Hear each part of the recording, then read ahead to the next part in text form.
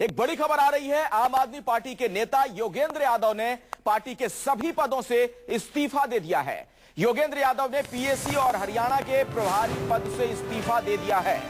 योगेंद्र यादव आम आदमी पार्टी के वरिष्ठ नेता, प्रमुख रणनीतिकारों में से एक, पीएसी और हरियाणा का प्रभार छोड़ दिया है। अब योगेंद्र यादव ने, नवीन जयहिंद ने भी इस्तीफा दिया है। तो आम आदमी पार्टी के लिए एक बड़ा झटका।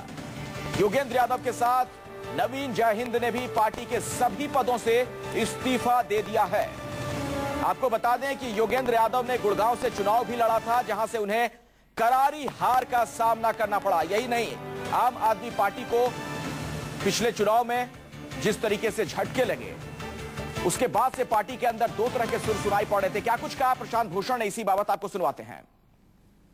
6, 7 और 8 तारीख को उसके प्रिपरेशन के लिए आज हम लोगों की पीएसी की मीटिंग थी। क्या हार की समीक्षा हुई है क्या इस बैठक में? नहीं, हार की समीक्षा नेशनल एग्जीक्यूटिव की मीटिंग में होगी। हार मतलब कि चुनाव के नतीजे, हार उसको नहीं मानना चाहिए, क्योंकि 4 हमारी सीट आई हैं, 1 करोड़ से ज्यादा वोट आई हैं, पार्टी का बहुत फैलाव हुआ है। हाँ, दिल्ली में हम लोगों ने उतना अच्छा नहीं किया जितना अपेक्षित था, कई और राज्यों में भी नहीं किया। इन सब चीजों की समीक्षा होगी, नेशनल एग्जीक्यूटिव की मीटिंग में विस्तार से चर्चा हो। नवीन जयहिंद को लेकर कोई पार्टी फैसला की?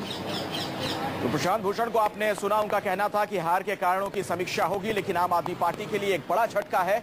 वरिष्ठ नेता थे इस पार्टी के, और जिस तरीके से खबर आ रही है, योगेंद्र यादव ने सभी पदों से इस्तीफा दे दिया है। देखिए, इश्यूज ये थे कि जो मैंने हरियाणा के मुद्दे, हरियाणा यानी पूरे देश के ये मुद्दे उठाए थे कि जो हमारे वॉलंटियर हैं उनको सम्मान मिलना चाहिए, इज्जत मिलना चाहिए, और उसके लिए अलग अलग इशू थे, काफी इशू थे जो अलग अलग पार्टी के इशू थे, तो वो मैंने डिस्कशन किए थे। अब उसके ऊपर योगेंद्र जी ने मेरी शिकायत कर दी उसमें। अब वो शिकायत की, उसके ऊपर मैंने काउंटर उनको जवाब दे दिया कि भैया ये बात है।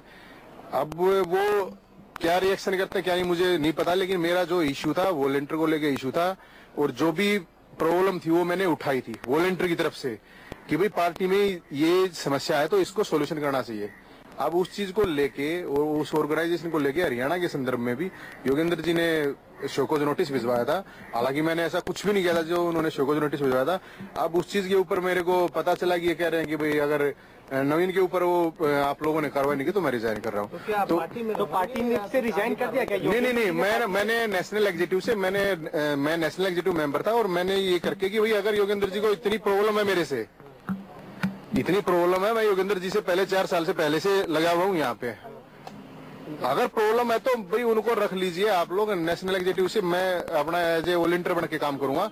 मैं नेशनल एग्जीक्यूटिव जो था उससे रिजाइन कर रहा हूँ, मैंने पार्टी को बोल दिया।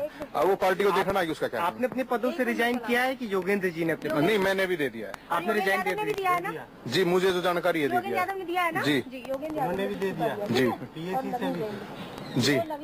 पीएसी और नहीं, वो उन्होंने जो रिजाइन दिया पीएससी या जो भी है उनका मुझे इतनी जानकारी, मुझे उन्होंने रिजाइन दिया है, लेकिन मैं।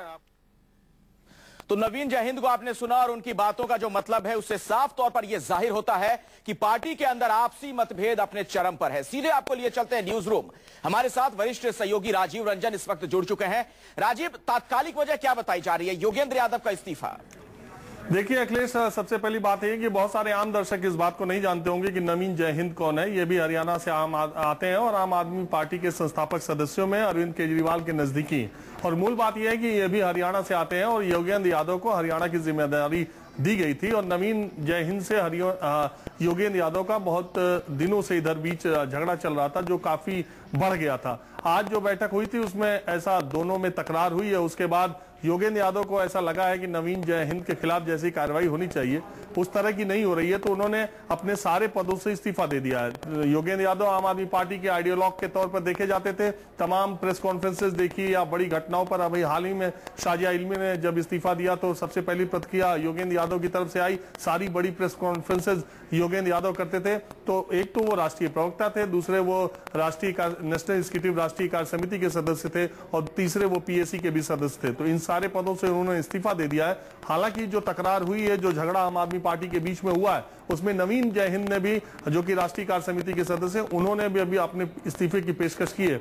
लेकिन उनका इस्तीफा अरविंद केजरीवाल स्वीकार करते हैं या नहीं, ये देखने वाली बात होगी, क्योंकि माना यह भी जाता है कि नवीन जयहिंद अरविंद केजरीवाल के करीबी हैं और अरविंद केजरीवाल को योगेंद्र यादव ने आज इस्तीफा दे दिया। तो इस तरह कुल मिलाकर जिस तरह से लोकसभा चुनाव में प्रदर्शन रहा है और अपने आप को दिल्ली विधानसभा में तैयार कर रही है आप, एक बड़ा झटका है और आपका झगड़ा जो है वो सतह पर आया है।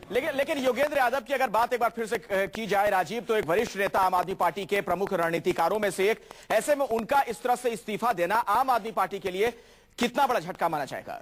देखिए, ऐसा है, इसमें दो बातें हैं अखिलेश। पहले जो आम आदमी पार्टी के दिल्ली विधानसभा चुनाव से पहले और आम आदमी पार्टी की स्थापना के समय जो लोग अरविंद केजरीवाल के करीबी थे, अपना काम दाम छोड़ के वॉलंटियर बने, उसके बाद पार्टी संगठन में आए, उनको ये लगता था कि कुछ बड़े चेहरे जो पार्टी में आए हैं, उनका प्रभुत्व, जब आम आदमी पार्टी फलक पर आ गई है तो उनका प्रभुत्व पार्टी में ज्यादा तेजी से बढ़ रहा है। तो ये टकराहट, ये टकराव, दोनों जो एक तरह से दो पक्ष बन गए थे, उसमें अरविंद केजरीवाल संतुलन साधने की बहुत कोशिश करते रहे। लेकिन वो कई सारी चीजें ऐसी हुई कि आपने देखा कि बहुत सारे जो पुराने लोग थे वो यही कहते हैं कि अरविंद केजरीवाल उपलब्ध नहीं होते, पार्टी में दूसरों लोगों का वर्चस्व है, अरविंद केजरीवाल कुछ खास लोगों की बात सुनते और समझते हैं, इस तरह की बातें आती रहीं। और जो आम आदमी पार्टी के संस्थापक सदस्य हैं, अरविंद केजरीवाल से शुरू से जुड़े हुए, अन्ना आंदोलन के समय से जुड़े हुए हैं, उन लोगों को लगता है कि कुछ बड़े चेहरे जब आए तो पार्टी में उनकी ज्यादा चलने लगी, वो पार्टी का चेहरा बन गए, जबकि उन्होंने नींव की ईंट का काम किया था, इमारत बन गई तो दूसरे लोग मजा ले रहे हैं। जी राजीव, सवाल यह भी है, कहीं ये चुनाव का आफ्टर इफेक्ट तो नहीं है? क्योंकि जब सत्ता की उम्मीद होती है तो वैसे भी तमाम लोग जुड़ते हैं, और अब जिस तरह से झटका लगा है चुनाव में, जिस तरह की हताशा का माहौल है आम आदमी पार्टी में, क्या ये उसी का असर माना जाए? देखिए, निश्चित तौर पर दिल्ली में सरकार बनने के बाद आम आदमी पार्टी, अरविंद केजरीवाल और इनके कार्यकर्ताओं के, इनके वॉलंटियर्स के जो सपने थे वो बहुत ऊंचाइयां हासिल करने लगे थे। 400 सीटों पर लोकसभा का चुनाव लड़ा। इसके बाद इनके दावे भी इस तरह के थे कि हरियाणा में सरकार बनने वाली है, और गुड़गांव में जो हश्र योगेंद्र यादव का चुनाव में हुआ वो सबने देखा। कुमार विश्वास को अमेठी में 30,000 वोट मिले। अरविंद केजरीवाल अगर अकेले दम पर इज्जत बचा पाने में बनारस में कामयाब हुए, 2 लाख वोट उनको मिले। इसके अलावा आम आदमी पार्टी का कोई भी नेता, चाहे शाजिया इल्मी गाजियाबाद से हो, तमाम बड़े नेताओं को मुंह की खानी पड़ी है। तो उसके बाद लोग इस तरह की निश्चित तौर पर मतभेद की बातें अब सामने आई।